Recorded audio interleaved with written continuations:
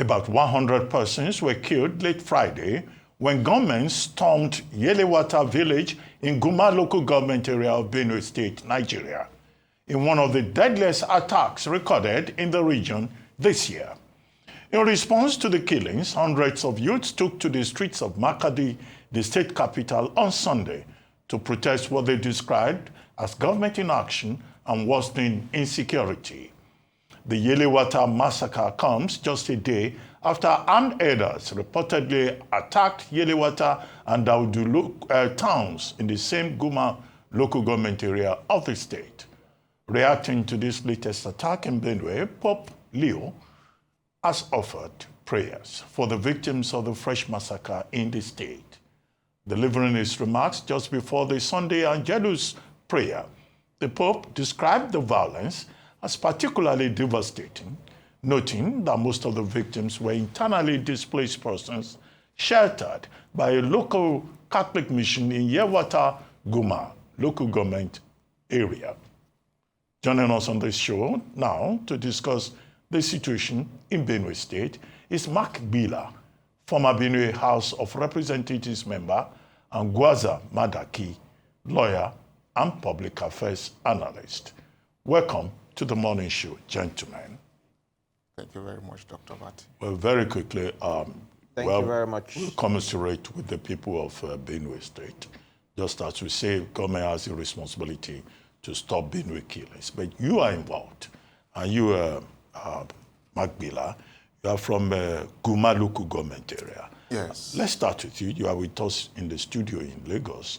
You know, how you feel and what you think should be done. And then we'll come back almost immediately to you, Mr. Madaki, in our Abuja studio. Yes, sir. Thank you very much, Dr. Bati, for having me. The situation is beyond description. It is painful. It is a time of sorrow for our people. More so that this is not the first time, and particularly painful because the venue, the place where this occurred is one that ordinarily we would think is protected. I say this because Yelewata is a border town between Benue and Nasarawa State.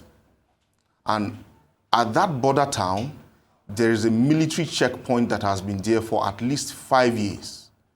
This military checkpoint is populated with not less than 15 soldiers, I think headed by a captain or thereabout.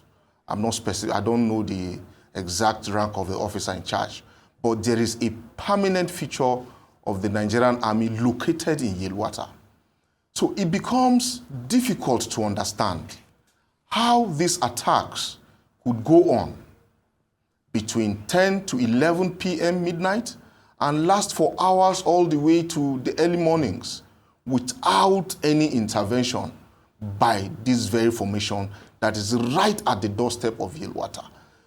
Dr. Bati, if you move from Nasarawa State to Benue, Yelewata is on the road. It is not a village, maybe a kilometer. No, it is directly on the road. It's one of those villages where the Catholic church is by the road, the primary school is by the road, the market is by the road, and everything is by the road. And if you look at the pictures, for the houses that were burnt, broken down, and killed, and the people that were killed inside those houses, you could simply look at them in their rooms and then take the camera all the way back to the road. It's difficult to understand, and for us in Guma local government, we're in a state of shock and perhaps feeling like orphans, feeling abandoned by those who have the responsibility to protect and safeguard the lives of our people and their properties. Now, we have a situation where a few weeks ago when these same killings happened in Daudu and a couple of other places in Agan, Mr. President, President Bola Ahmed Tinubu had directed that the Chief of Army Staff should relocate to Benue State and resolve this matter. I can tell you that, yes, the Army chieftain got to Benue State, met with his officers, because Benue State hosts two army formations. There is the Nigerian Army School of Engineering, and then there is the 72 Special Forces Battalion. All of them are in North Bank. Agan, the village that was attacked a week or 2 weeks ago, is 200 meters away from the fence of the 72 Special Forces Battalion. Now, when the military chieftain got to Makurdi, he met with his people, and in awaiting his arrival, stakeholders had been put together. The Totiv, the Ochidoma, religious leaders, chairmen and youths, people of thought, and all stakeholders in the security sector were assembled at Government House so that they will have an interaction. I tell you, the man did not spend a minute with them. After meeting with his army, meeting with one or two other peoples, and meeting with the governor, he simply left. We don't know whether he was still in Benue. We don't know whether he returned to Abuja. But all we know is that for the Totiv and the Ochidoma and the first-class chiefs that came from all the local governments that are affected by this violence, the man did not meet with them.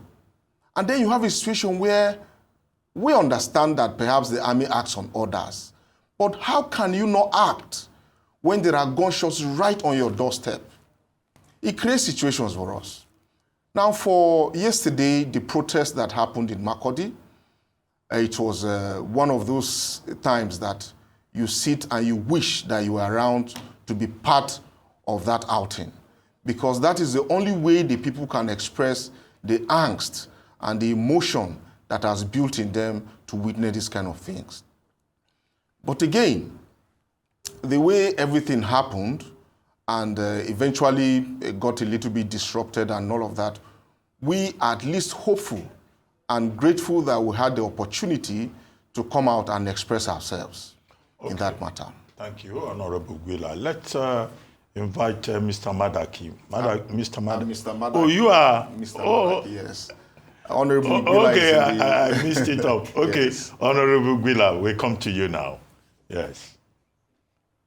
Are you also from Guma local government? Good morning area? Again. Yes, sir. No, I am from Gwe West local government area. Okay. Practically the fulcrum of these attacks, one of the very severely affected parts of Benue State. Thank you very much for having me on the show.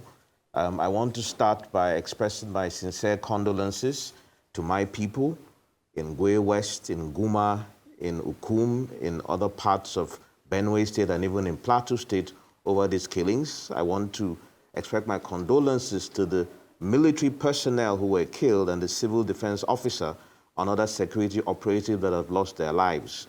We want to thank them for their service and their sacrifice that they're making on behalf of my people. I want to also use the opportunity very quickly to thank His Eminence, the Pontiff, the Pope, for even responding quicker than our president and our governor to the event that happened, to the massacre of our people. And I want to use the opportunity to inform the international public, the Vatican, the well-meaning people all over the world that Benue State is under siege. This is a pogrom of our people. A genocide is taking place. There's a war against our people. And Mr. President, I want to use this opportunity to emphasize the fact that there's a war against people in a part of your country. Let me say that yesterday, there's an age-old adage, even in several cultures, that you cannot beat people up and stop, or cannot beat a child up and stop the child from crying. When our people cried out, when we embarked upon our legitimate constitutional duty to protest, we were confronted with tear gas, with scores of personnel who from nowhere came out, who are not able to confront these killers but are able to confront protesters. We saw helicopters hovering over protesters, helicopters that we did not see go to Yelwata and intercept the people. So we are concerned about what is happening. Some of us have waited and have given the president, the governor, the benefit of doubt to intervene. But after 2 years, we cannot keep quiet anymore, including those who were declared as representatives of the people. 2 years later, and nothing seems to be happening. I have to point out immediately now what was shocking and of a concern to me in the statement made by Mr. President. And let me quote very clearly. Mr. President, first of all, mentioned that he has asked that an implementation of his earlier directive, meaning he gave an initial directive that apparently was not followed. He has to now give a follow-up directive. That is one. Number two, he is saying that in the latest round of reprisal attacks, Mr. President, it appears as if some people are not giving you the right information. Mr. President is being misinformed and ill-advised. There is no such thing as reprisal attacks going on. Our people are under siege. Mr. President asked the governor to convene reconciliation meetings and dialogue among warring communities, warring parties. Those are the words used by Bayo Onanuga. And then seek harmonious existence between farmers, herders, and communities. I'm aware that there seems to be a lot of sycophancy in the country right now. So, Mr. President, with all due respect, if you need to be told the truth, you can ask us, the people. Some of us can come and tell you what is actually going on. You can liaise with our governor. I believe he should be honest enough to tell you the truth. There's no such thing as reprisal attacks. If you say seek harmonious relationship and have reconciliation meetings, that means, Mr. President, you know who has attacked us. That means the governor knows who has attacked us and he's supposed to call them together for a meeting. Okay. Is that what is being told? Because that is what I deduce from that statement. And that, I believe, is disingenuous to the situation. There is no such thing as reprisal attacks, I'll repeat for the umpteenth time. These are premeditated, unprovoked attacks against the people. I know that recently, Mieti Allah made a public statement claiming that one of their members was killed and that 1,000 of their cows or so were rustled. Immediately I heard that, I knew that something like this was going to happen.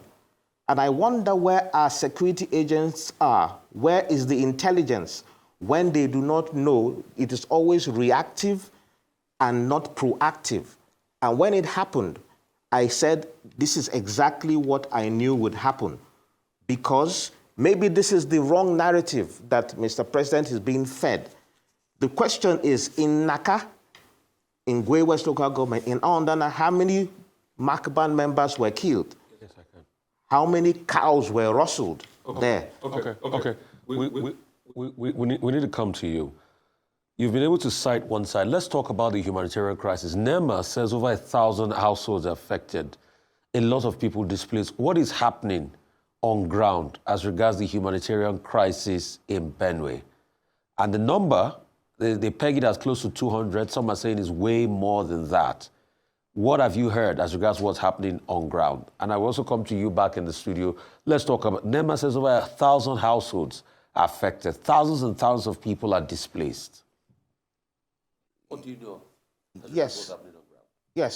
So let me say that it is also concerning when you hear reports, official reports claiming only 59 people have been killed. Very credible media outlets have reported that over 100, some saying over 200, and feelers and information I'm receiving from our people on the ground say actually that number is more in the range of 200. So yes, obviously that means thousands, over 1,000 households are affected. And we have probably hundreds of thousands of internally displaced people. So now what that means is there are people who need intervention. I am aware that at the moment, the state government is providing some succor to the people, but this is not sufficient. I've heard complaints from people that they're not being properly catered for. NEMA made a one-off intervention, just like the UN did, contrary to when in Borno, NEMA was making monthly interventions, and we're demanding that that same kind of attention be accorded to our people. And we think it is time Mr. President comes to see for himself. On behalf of my people of Benue, we want to demand, Mr. President, we believe we should be important enough. The killing, the massacre should be important enough for you to come yourself and see what is happening. All over the world, the commander-in-chief comes to meet with his troops, comes to the ground to see what is happening. Just like my brother in the studio in Lagos said, the chief of army staff, not only the chief of army staff, the NSA came to Benue, they just came to Makudi. None of them went to meet with the troops, to my knowledge. I'm even just hearing that the chief of army staff did not meet with our eminent chiefs. This is shocking. So in terms of the humanitarian crisis, this also is the point for me to raise the fact that there has been no intervention for our people over the years. Okay. If you remember, there's a 10 billion naira that was said was going to be used for the resettlement. This was a promise made by the then vice president when he visited Benue. To date, there has not been anything said about that amount. Let me go back to the studio. Mr. Madaki, what are you going to say as regards the humanitarian crisis? Over 1,000 households and thousands of people in Yeltwa have been displaced. Do you have any information on ground as regards what's going on there and what can be done to help the people? Okay, so there have been people living in IDP camps since 2016, 2017. And as of today, I can say that there are about 17 IDP camps across the state. We're talking about 17 IDP camps hosting more than 1,000 families. You know, when you say families, you know what that means. It's not just 1,000 individuals, more than 1,000 families across 17 IDP camps across the state. Now, we all know that issues of succor and emergency are not just state-based. They also fall under the purview of the federal government as well. So as much as intervention that can be gotten and as much support that can be secured for our people will be very much welcome, because they live in squalor. It's a difficult situation to look at. And then for those that are also housed by charity organizations like the Catholic Church, for example, to now get attacked like what happened in Yelwata, it particularly is a very painful situation. We know that, like my brother, Honorable Gbillah, has stated, that NEMA has a structured way of intervening in this kind of situations. And then it is only proper and right in this instance that they also extend that intervention to Benue, because the situation is dire and needs all kinds of help that can come in at this very moment. All right. Mr. Madaki, let's unpack a little bit of the politicization of this crisis that we have seen, because it seems this is one issue that's hindering, us getting a breakthrough. We saw a video of the governor speaking to the president yesterday, I believe, but the statement from the president seems to allude to the fact that there's a bit of distance between what's happening on the federal level and the state level. Just a little bit of clarity from your understanding, Mr. Madaki. The politicization, the very unfortunate and tragic politicization of this crisis, where are we going, and how do we resolve that? Who are the parties involved? You see, it is very unfortunate that in the middle of all of this, we still have politics rearing its ugly head. The matter is clear. We need to say things as they are. The highest ranking political appointee from Benue State is the secretary to the government of the Federation, the SGF. Our father and leader, Senator George Akume. Now, as a secretary to the government of the Federation, he holds, he's in charge of the Cabinet Affairs Office. For all official communications that come through the president, he is aware. So it is difficult to understand why a press release will come from the president's spokesman, putting out some of those assertions when we have our own father and a Benue son right next to Mr. President's ear? It's difficult to understand. And perhaps let me even point it out at this very moment, that it will interest you to know that since all of this killing started, we have not heard the voice of our father and leader. He has not issued a statement. That's the SGF, the Secretary of the Government of Federation. He has not issued a statement. He has not come to visit. He has not condoled with his people. You see, this reminds me of the story of Esther in the Bible, when she became queen to King Artaxerxes, and somebody had plotted the elimination of the Jews. Her uncle, Mordecai, told her, you are in that position to whisper to the king to save your people. You are not there for you. God put you there to be able to speak to power to rescue your people. If you do not do that, when the plot to exterminate your people gets hatched and deployed, it will also consume you.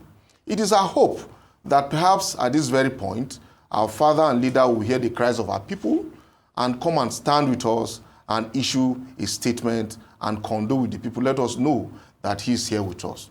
Now, you see, it is difficult to unpack all of this. And for me, I like to look at it in a broad sense. No governor, no reasonable governor is going to be comfortable to sit idly and watch his or her people get killed. We've seen this happen from Gabriel Suswam when he was governor, to Dr. Otom, and now to the present governor, Hyacinth Alia. For a particular situation to happen across different sets of people from different political parties. Gabriel Suswam was a lawyer, he is a lawyer, Otom is a businessman, the present governor is a Catholic priest. If they are confronting the same security challenge and cannot do anything to resolve it but wail and cry and request and throw their hands, then Dr. Bati, there's something fundamentally wrong with the structure of the security architecture. I say this because they call governors chief security officers of the state. But in truth, are they really what they are called? How are you the chief security officer in your state when you cannot issue an order to deploy a platoon of any kind of intervention to any area that is in dire crisis? And this is the point where perhaps in the long run, as we proceed with these conversations on this matter, to call on our members from the National Assembly that perhaps it is time to introduce legislation that speaks to operating real practical federalism in terms of security. And I'm talking about state policing. Okay. It could not be today, okay, but it's a conversation can be started down the road, sir. Okay, I get your point. The governor was once on this program, right? Father Hyacinth Alia. He was saying more or less that he was helpless and that Benue State was under siege. Now, what the president has asked him to do is to see if he can call the parties together involved in this crisis. You don't need the state police to initiate dialogue. Are you invariably saying that even the governor may not be able to initiate any kind of dialogue to at least douse tension? The same president has directed the security agencies that he had given them an earlier directive on the basis of which the chief of army staff relocated temporarily to Benue State, right?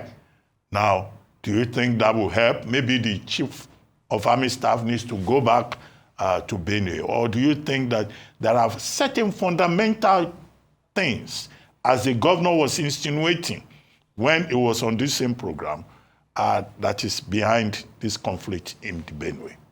Okay, so I will respond to that in two ways. The first part of it is that when you say dialogue, it means there are two known parties.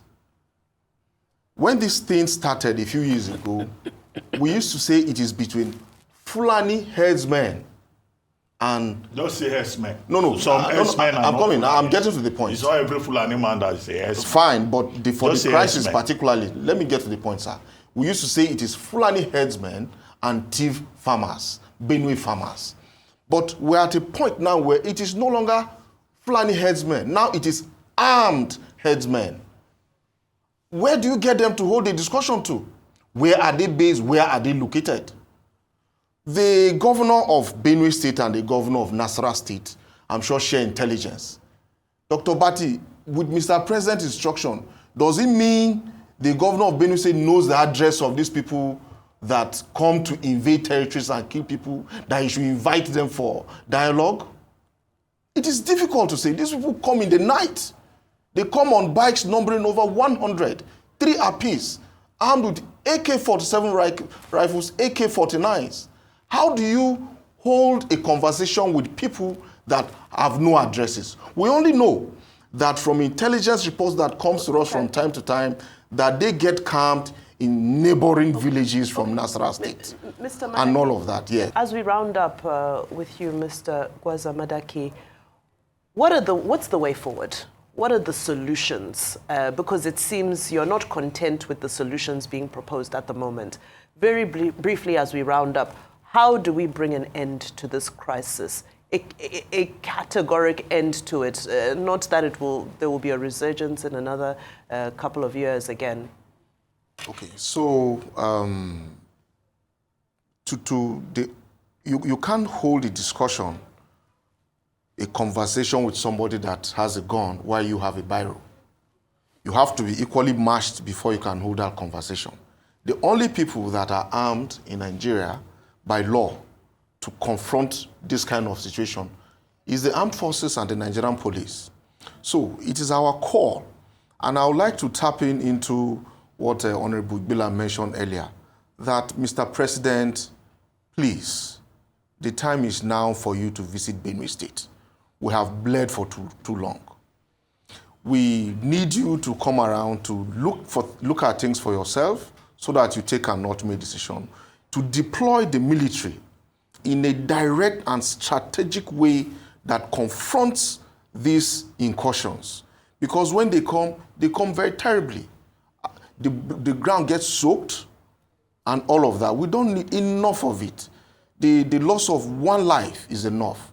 But the loss of over 200-300 lives in 1 month, definitely something needs to be done, and urgently too. After that, then down the road, perhaps as Nigerians, it is either we look at the issue of state policing or we look at legislation that allows communities that are affected with this kind of situation to bear arms to defend themselves. That is my position on the matter. Okay, Honorable Gbillah, in our Abuja studio, your closing remarks, very briefly, please. Okay, thank you very much. Very quickly, the Constitution in the relevant sections 14(2)(a) talks about the fact that sovereignty belongs to the people, and the government gets its power from the people. So the priority needs to be the people, because after all, the primary role of government is the security and welfare of the people. So instead of us spending 15 trillion on a highway or 39 billion renovating a conference center, I think those funds should be channeled to properly equip the security agencies. When Mr. President gives these directives, do they have the required equipment? There's modern warfare now. My heart bleeds with my people. My heart bleeds with the security agents who, in the age of drone technology, where physical boots are not required on the ground, do our members of the security forces have these equipment? This is one immediate intervention that is required. Secondarily, constitutional amendment is required because of the fact that we need to start to talk about self-defense. And in this regard, I expect more intervention, more assistance from the governor. We appreciate the fact that there are challenges to the funding that state governments receive, but we hear there's heightened amounts of money now for security votes.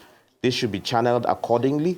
We want to now talk about, finally for me, there is supposed to be an anti-open grazing law in effect in Benue. The governor should let us know, has it been repealed? Has he disbanded the livestock guards?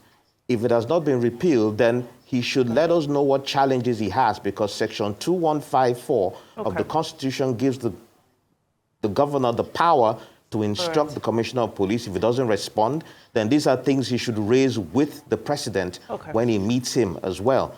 Because we hear Miyetti Allah saying that their cattle were rustled in a state where there's supposed to be a law against it. That means they are above the law. That is what they're trying to say. Ranching is a solution. Mr. President, ranching is a solution. Nigeria doesn't have as much cows. In France, you don't see cows on the streets in France. I understand. France has cows just as much as Nigeria. I understand your passion, and I wish we had more time because this is a critical issue. But thank you for your submissions today, Mr. Madaki. Thank you for your submissions.